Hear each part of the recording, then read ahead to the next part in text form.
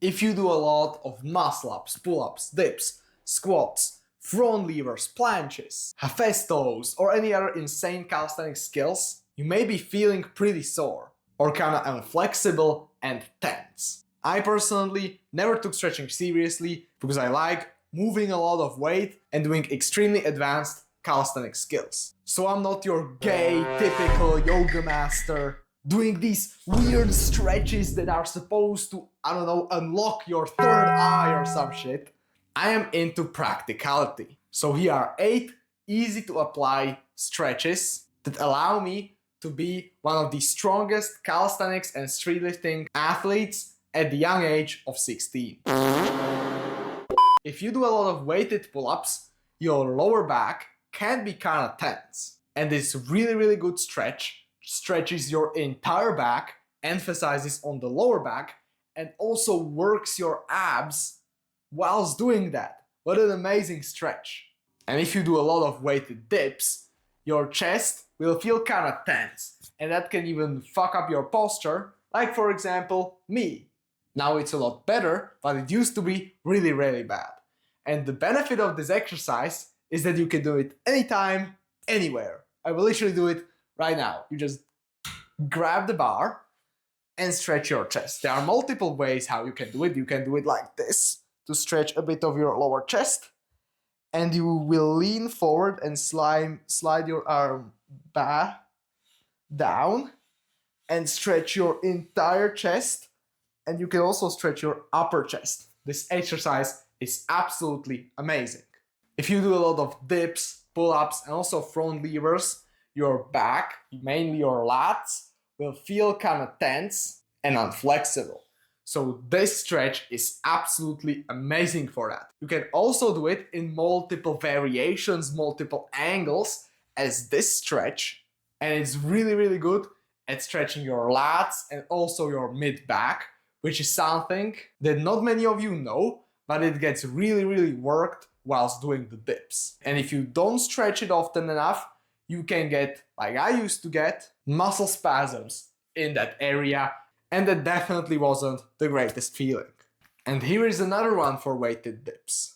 It is a really good variation of the typical tricep stretch, or like this, that we all know about. But the difficulty of it is that you don't really get the tricep stretch.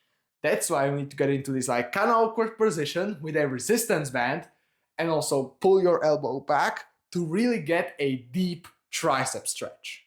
If you learned the planche, or are still in the process of learning it, you definitely experienced some bicep tendon, like over here, and front delt strain. So this is the best exercise. It gives you a really deep stretch for both of these muscles, the bicep and the front delt. And it can relieve a lot of stress in those tendons and muscles. And the stretch is kind of enjoyable, and you can hold it for a long time. Number 6. This is an amazing stretch that stretches your rotator cuff, a muscle that is used in basically all movements, but you might not even know about it. I discovered this exercise on accident because I didn't know which muscle it was. It was like something with my shoulder doesn't feel right. And I got it into the correct position. I stretched it on the fridge door handle, and I was like, oh, that's amazing. So I'm sharing this stretch with you right now. Number 7.